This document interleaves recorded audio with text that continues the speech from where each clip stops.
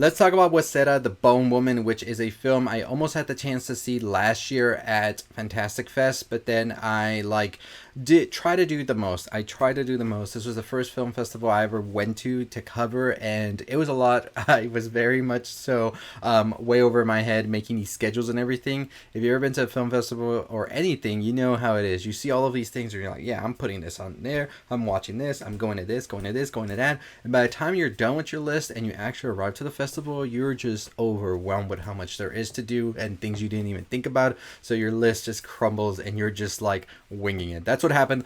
And this year I'm getting more ready for it. But very excited for Fantastic Fest, by the way. Huesera the Bone Woman was a movie that was a Fantastic Fest last September. Almost watched it, but I didn't get the chance to.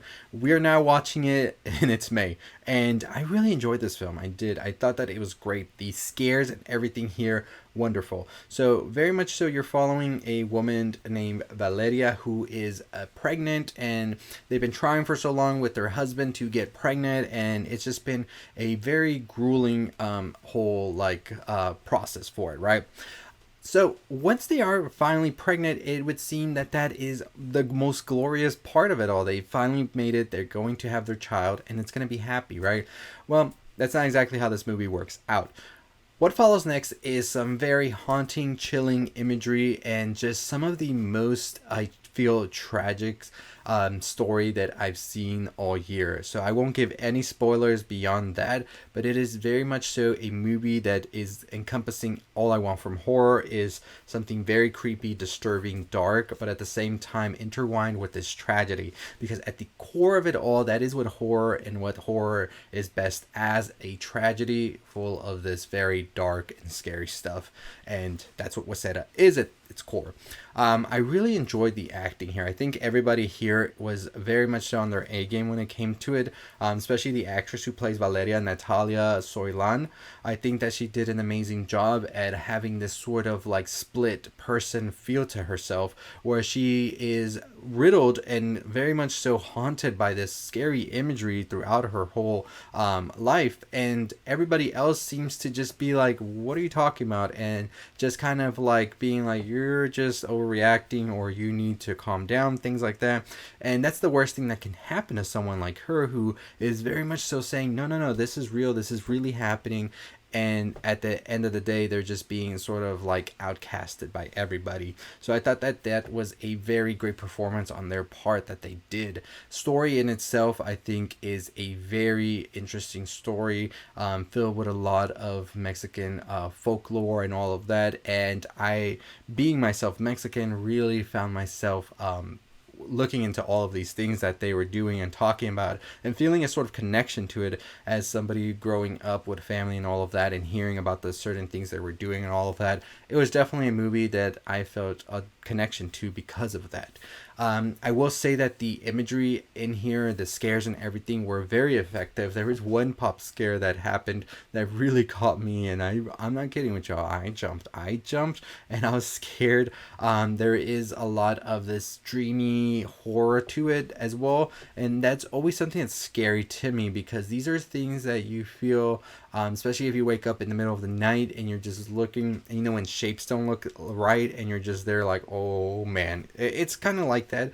And I really did enjoy the movie being able to ump that factor for you with the movie itself. Overall, like I said, I enjoyed the film for its scares. I really enjoyed the story in itself, and I thought that the acting was great as well. There was a part in the third act, however, where I feel like the movie kind of deviated a little bit from its story it was telling. Movie's not long in any shape, way, or form. It's an hour and 35, I believe. But that sort of third act kind of felt like it hit the pause and breaks really hard. And so it kind of made me feel it kind of felt a little longer in that part because of that. But like I said, I think the pacing was the only issue I had with it, because at times we were going and going and going, then we feel like it slowed down a little bit. But that's my only minor issue with the film. Overall, I think it's a great film. I think it is definitely something amazing for Michelle Garza Cervera, who has delivered this movie. I think they were able to build the tension perfectly, especially when it came to the scares. But I feel like the scares and the tension kind of got a little lost in that third act, where it went full on not action, but sort of like with the imagery itself.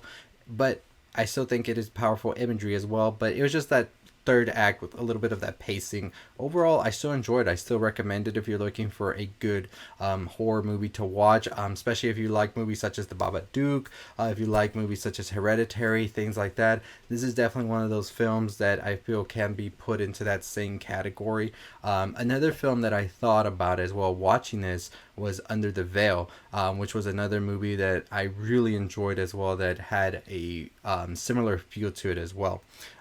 Overall, like I said, definitely want to check out. Almost got the chance to watch it at Fantastic Fest, which I still would have loved to do because I got to see this on streaming on TV and all of that. But I feel like getting that cinematic look and everything to it on the big screen, it was definitely the way to go. And, you know, this year, Fantastic Fest, I'm ready.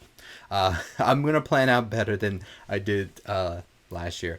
But overall, very, very pleased with this movie. So Huesera, we give it a 3.75 out of 5. Definitely one of our favorite films and horror films we've watched this year. Let me know your thoughts and opinions on it down below.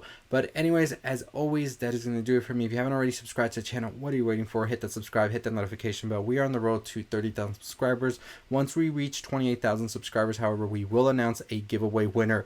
If you want to enter that giveaway, all you have to do is be subscribed and let me know in the comments down below. I want to enter the giveaway. You have to say that. That way, when I filter through the comments, when I pick a winner, you'll come up. So make sure you do that. We do have our TikTok, our Twitter, our Instagram, our website as well. You can all check that out as well. I'll provide them below or at the end of the screen. Once I'm done talking, everything, a screen will pop up with all of that for you.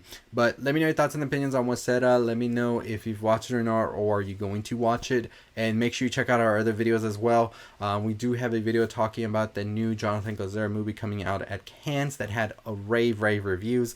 We are going to be discussing more of the other Cannes films because Indiana Jones had a lukewarm ovation, which I want to get into that in another video, so stay tuned for that. But overall, we got a ton of stuff coming to you. On Monday, we have a new look and feel to the channel coming, so very excited to show that to everybody. But as always, that is going to do it for us. We'll see all of you next time. Like I said, make sure you're into our giveaway if you haven't already. We will announce a winner at 28,000 subscribers, so don't miss out on that.